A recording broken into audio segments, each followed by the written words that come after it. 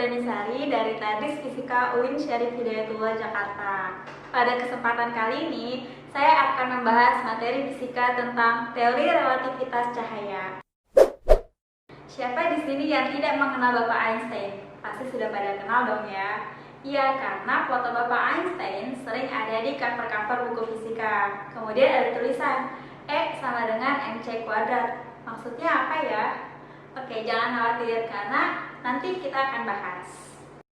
Jadi, Albert Einstein merupakan fisikawan asal Jerman yang berhasil membuat gebrakan dalam perkembangan fisika modern. Namanya mulai terkenal setelah postulatnya berhasil menarik perhatian dunia fisika saat itu. Postulat ini dikenal dengan teori relativitas khusus dan teori relativitas umum. Ia mempublikasikan teori relativitas khusus pada usia 26 tahun atau pada tahun 1905. Kemudian, satu dekade berikutnya atau 10 tahun berikutnya, ia mempublikasikan teori relativitas umum. Tapi pada kesempatan kali ini, kita hanya akan membahas teori relativitas khusus. Ngomong-ngomong, kenapa disebut dengan teori relativitas khusus ya? Kenapa harus khusus? Jadi, disebut dengan teori relativitas khusus karena teori ini hanya berlaku untuk kerangka acuan inersia. Apa itu kerangka acuan inersia? Kerangka acuan inersia adalah kerangka acuan yang bergerak dengan kecepatan konstan terhadap kerangka acuan yang lain.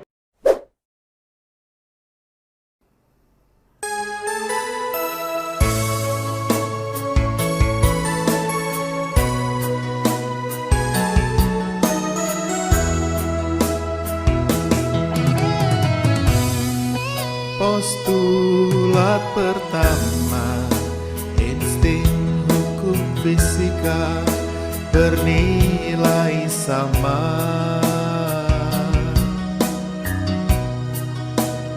Jika diamati dari semua kerangka inersia, postulat kedua, lajunya cahaya di ruangan hampa.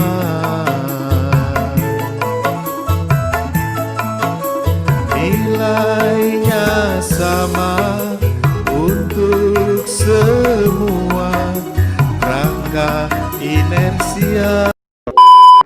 Teori relativitas khusus ini terdiri dari dua postulat. Postulat yang pertama berbunyi, hukum-hukum fisika memiliki bentuk yang sama pada semua kerangka acuan inersia.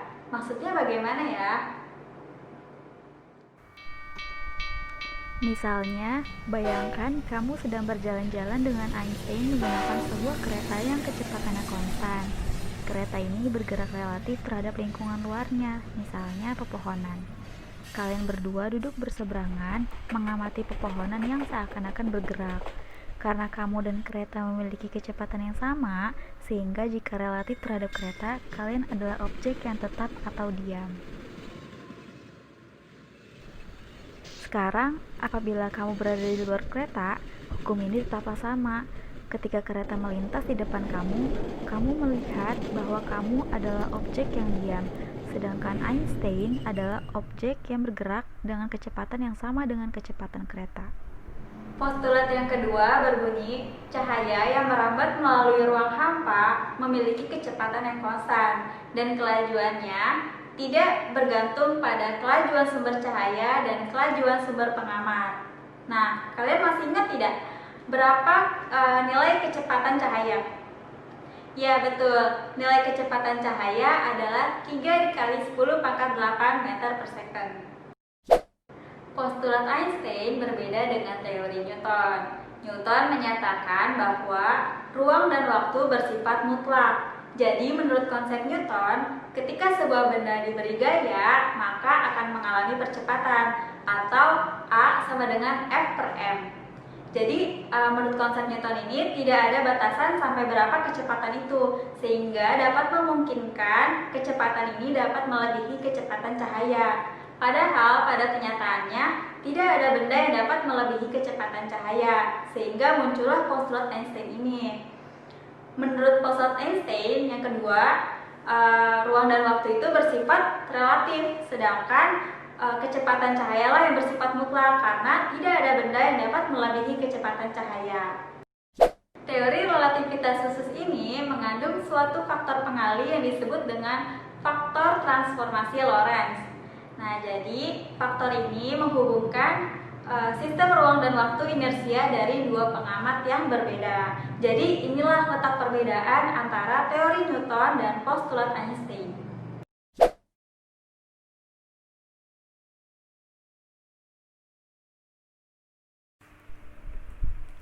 Pada pembahasan sebelumnya, kita sudah mengetahui bahwa tidak ada benda yang dapat melebihi kecepatan cahaya.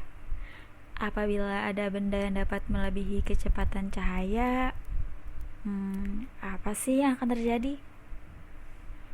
Mari kita bayangkan sebuah mobil dengan ukuran dan berat yang normal.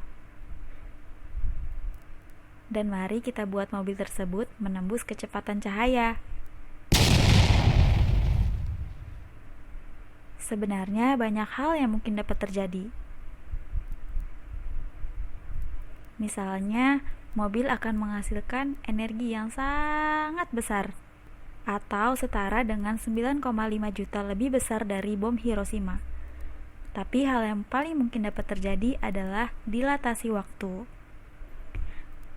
Kita sebagai orang awam sering banget beranggapan bahwa waktu itu konstan, nggak bisa dipercepat atau diperlambat. Tapi Albert Einstein dalam teori relativitas ini mengatakan bahwa semakin cepat objek bergerak, maka persepsi kita terhadap waktu akan berubah. Dengan menggunakan konsep relativitas khusus ini, kita dapat menghitung kecepatan relativistik loh. Misalnya ada seorang pelatih yang diam dan atlet yang bergerak relatif terhadap pelatih dengan kecepatan U. Kemudian di sebuah tempat yang bisa diamati oleh pelatih dan atletnya, terjadi sebuah event yang bergerak relatif terhadap keduanya. Pelatih kita anggap sebagai pengamat A dan berada pada kerangka diam S. Atlet kita anggap sebagai pengamat B dan berada pada kerangka bergerak S aksen. Masing-masing kita tentukan kerangka kecepatannya sebagai berikut. U adalah kecepatan S aksen relatif terhadap S. V adalah kecepatan event relatif terhadap S. Dan V aksen kecepatan event relatif terhadap S. Hubungan dari kecepatan tersebut dapat ditulis dalam bentuk persamaan kecepatan relativistik. V sama dengan U ditambah V aksen per 1 ditambah U V aksen per C kuadrat. Yang harus diingat bahwa arah gerak benda berpengaruh pada persamaan. Positif jika ke kanan dan negatif jika ke kiri.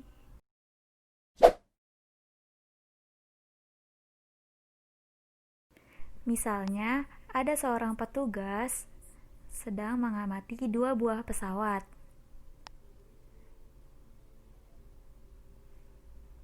Pesawat A dan pesawat B yang terbang ke arahnya.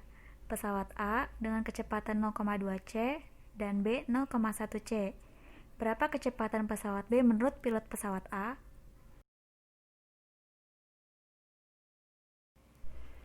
Pertama-tama, kita tentukan dulu kerangka acuannya.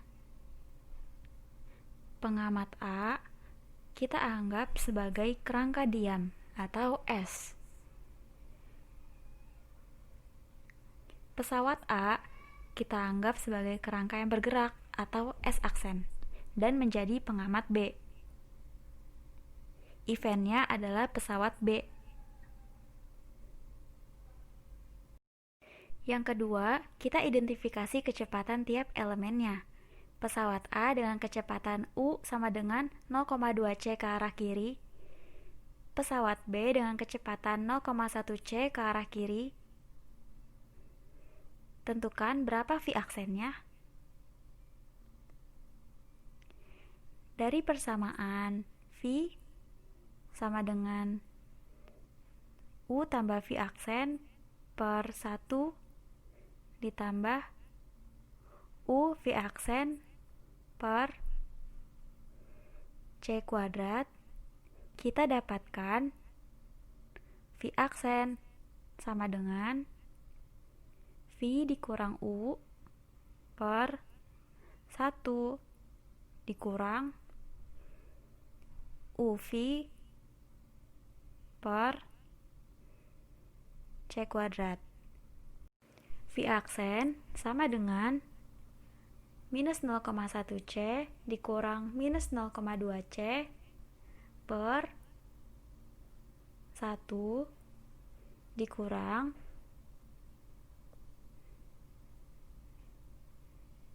minus 0,1 C dikali minus 0,2 C per C kuadrat. V aksen sama dengan 0,1 C per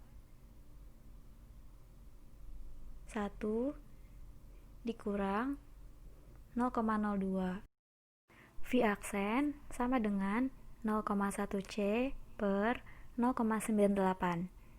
V aksen sama dengan 0,1 C. Akibat lain dari transformasi ini adalah munculnya fenomena dilatasi waktu, kontraksi panjang, massa relativistik, momentum relativistik, dan energi relativistik. Dilatasi waktu atau pengembangan waktu merupakan anggapan bahwa waktu itu bersifat relatif. Jadi, selang waktu yang diukur oleh dua pengamat yang saling bergerak dengan kecepatan relatif itu akan berbeda. Rumusnya seperti ini. Dilatasi waktu dapat dihitung dengan menggunakan rumus waktu yang diukur oleh pengamat yang bergerak sama dengan waktu yang diukur oleh pengamat yang diam per akar 1 dikurang kecepatan benda kuadrat per kecepatan cahaya kuadrat, atau sama dengan faktor transformasi Lorentz dikali waktu yang diukur oleh pengamat yang diam.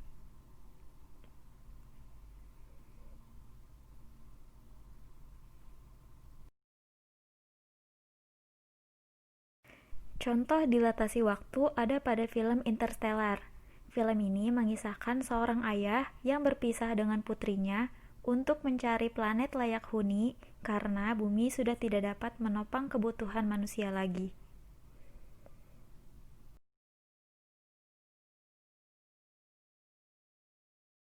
Five, main engine start, 4, 3, 2, 1, booster ignition and...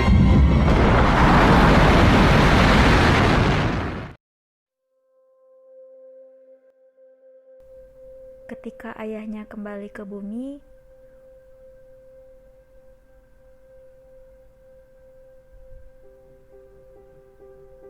umur putrinya sudah sangat tua. Sedangkan ia masih tetap muda.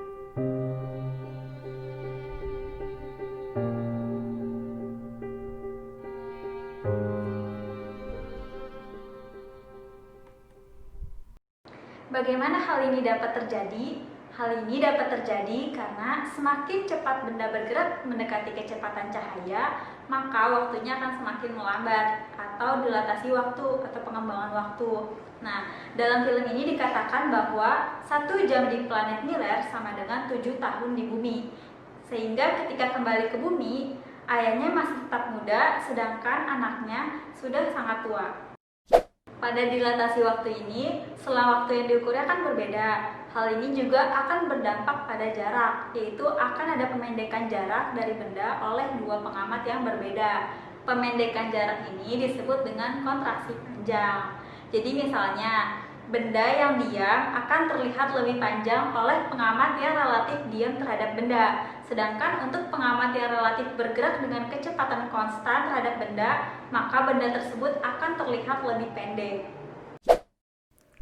Misalnya, sebuah pesawat ruang angkasa bergerak dengan kecepatan mendekati kecepatan cahaya. Seorang astronot berdiri di permukaan pesawat sambil memegang mistar. Menurutnya, mistar tidak bergerak sehingga tidak ada kontraksi panjang yang terjadi. Kemudian, temannya melihat ia dan mistarnya dari bumi menggunakan teleskop. Menurutnya, mistar bergerak dengan kecepatan sama dengan kecepatan pesawat, sehingga terjadi kontraksi panjang, dan mistar terlihat menjadi lebih pendek. Kontraksi panjang dapat dihitung dengan menggunakan rumus panjang yang diukur oleh pengamat yang bergerak sama dengan akar 1 dikurang kecepatan benda kuadrat per kecepatan cahaya kuadrat dikali panjang yang diukur oleh pengamat yang diam. Akibat lain transformasi Lorentz yaitu massa relativistik. Berdasarkan teori relativitas ini, massa benda yang bergerak akan lebih besar daripada massa benda yang diam. Misalnya, astronot bermassa 96 kg di bumi. Kemudian, ketika ia berada di roket yang memiliki kelajuan 0,8 kecepatan cahaya, ia akan bermassa 120 kg. Massa relativistik dapat dihitung dengan menggunakan rumus massa benda bergerak sama dengan massa benda diam per akar 1 dikurang kecepatan benda kuadrat per kecepatan cahaya kuadrat, atau sama dengan faktor transformasi Lorentz dikali massa benda diam. Selanjutnya, ketika benda memiliki massa dan memiliki kecepatan, pasti akan memiliki momentum. Nah, apabila kita memasukkan teori relativitas ini ke dalam persamaan momentum, maka akan menjadi momentum relativistik. Momentum relativistik sama dengan massa benda diam dikali kecepatan benda per akar 1 dikurang kecepatan benda kuadrat per kecepatan cahaya kuadrat, sama dengan faktor transformasi Lorentz dikali massa benda diam dikali kecepatan benda. Menurut Einstein, ada kesetaraan antara massa dan energi. Apabila benda diam menerima energi, maka akan bertambah massanya. Sedangkan apabila benda kehilangan energi, maka akan berkurang massanya. Sehingga energi relativistik ini adalah energi total dikurang energi benda diamnya. Energi relativitas dapat dihitung dengan menggunakan rumus energi relativitas sama dengan massa benda diam dikali kecepatan cahaya kuadrat per akar 1 dikurang kecepatan benda kuadrat per kecepatan cahaya kuadrat dikurang massa benda diam dikali kecepatan cahaya kuadrat, atau sama dengan selisih energi total dikurang energi diamnya.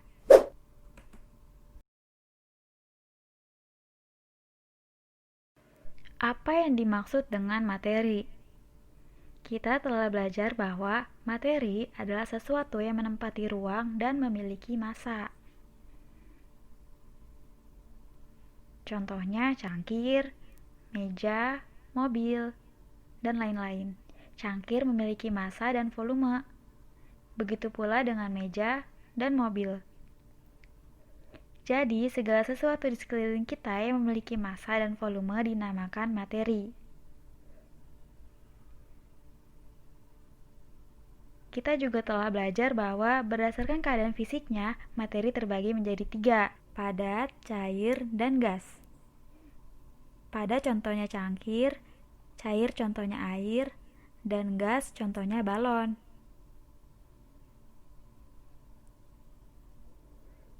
Lalu, terbuat dari apakah materi ini? Hal ini serupa dengan pertanyaan, terbuat dari apakah dinding? Jawabannya adalah bata. Atau dengan kata lain, bahan dasar dinding adalah bata. Jadi sama halnya dengan dinding, materi terbuat dari atom. Misalnya cangkir ini adalah sebuah materi yang terbuat dari jutaan atom. Dengan kata lain, unit dasar materi ini adalah atom. Jika pada dinding untuk menyatukan bata-bata menggunakan semen, maka pada materi ini untuk menyatukan atom-atom adalah dengan menggunakan ikatan kimia.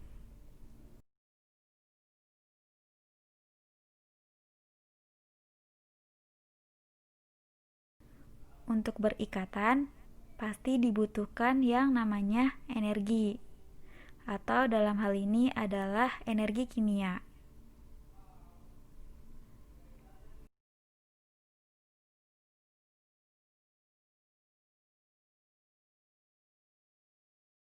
Sekarang bayangkan ada jutaan atom pada cangkir ini, sehingga ada jutaan ikatan kimia dan pasti memiliki energi di dalamnya.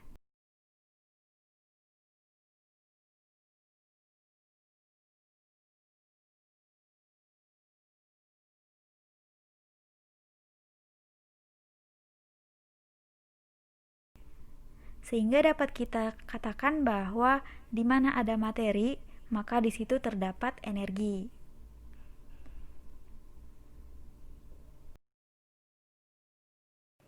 Apa itu energi? Energi adalah kemampuan untuk melakukan usaha.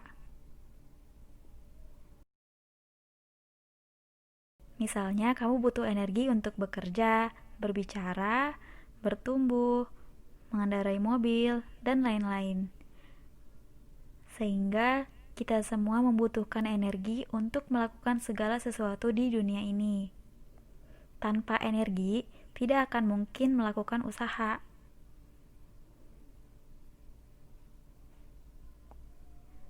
Ada banyak bentuk energi, misalnya energi potensial,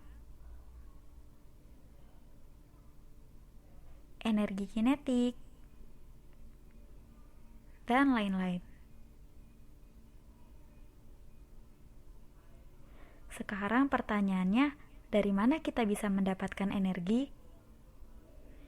Jawabannya sederhana. Kita bisa mendapat energi dengan memakan berbagai jenis makanan. Misalnya sayur dan buah. Sayur dan buah yang kita makan mengandung energi kimia. Misalnya kamu makan pisang. Kita tahu bahwa pisang adalah materi karena terbuat dari jutaan atom seperti karbon, hidrogen, dan lain-lain. Atom ini menyatu dengan berikatan kimia.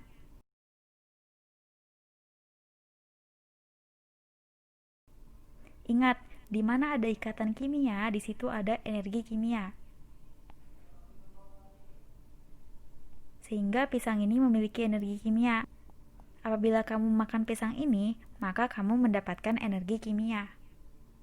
Kamu bisa mengkonversikan energi kimia ini menjadi berbagai bentuk energi, seperti energi suara, energi kinetik, energi potensial, dan lain-lain. Sekarang, apa hubungan antara materi dan energi? Berdasarkan teori relativitas Einstein, E sama dengan mc², di mana E adalah energi, m sama dengan massa, dan c adalah kecepatan cahaya. Ingat, c itu besarnya 3 kali 10⁸ meter per second.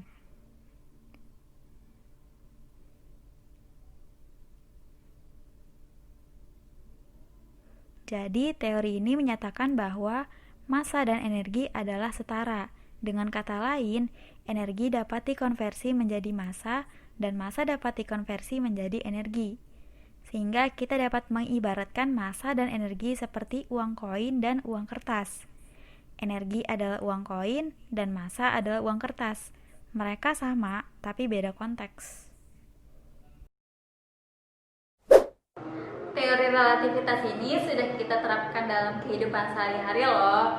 Contohnya yaitu pada penggunaan GPS. Semua satelit dilengkapi dengan jam atom untuk mengatasi perbedaan waktu antara di bumi dengan satelit. Hal ini dikarenakan satelit berada di luar angkasa dengan jarak sekitar 20.300 km dari bumi dan bergerak dengan kecepatan 10.000 km per jam. Sehingga terjadi perbedaan waktu antara di bumi dengan satelit. Selain itu, fenomena relativitas ini juga sudah disebutkan dalam Al-Quran loh. Salah satunya yaitu dalam Quran Surat Al-Ma'arij ayat 4. تعرج الملائكة والروح إليه في يوم كان مقداره 50,000 سنة. Para malaikat dan Jibril naik menghadap kepada Tuhan dalam sehari setara dengan 50.000 tahun. Apabila bumi sebagai acuannya, relativitas ini mungkin dapat terjadi karena tempatnya yang sangat tinggi atau kecepatan malaikat yang mungkin setara dengan kecepatan cahaya, sehingga akan terjadi perlambatan waktu atau dilatasi waktu. Satu hari perlambatan setara dengan 50.000 tahun. Baik, sebelum kita tutup pembelajaran pada hari ini, mari kita ulas sedikit materi yang sudah kita bahas. Yang pertama, teori relativitas khusus didasarkan pada dua postulat Einstein. Yang kedua, perbedaan antara postulat Einstein dan teori Newton, yaitu dikatakan bahwa pada teori Newton, konsep ruang dan waktu bersifat mutlak. Sedangkan menurut postulat Einstein, konsep ruang dan waktu itu bersifat relatif. Kecepatan cahayalah yang bersifat mutlak. Sehingga pada teori ini mengandung suatu faktor pengali yang disebut dengan faktor transformasi Lorentz. Yang ketiga, akibat adanya faktor transformasi Lorentz ini, maka muncullah fenomena dilatasi waktu, kontraksi panjang, massa relativistik, momentum relativistik, dan energi relativistik. Dan yang terakhir, teori ini sudah diterapkan dalam kehidupan sehari-hari. Salah satunya yaitu pada penggunaan GPS. Sekian dari saya, semoga bermanfaat. Tetap jaga kesehatan ya semua. Wassalamualaikum warahmatullahi wabarakatuh.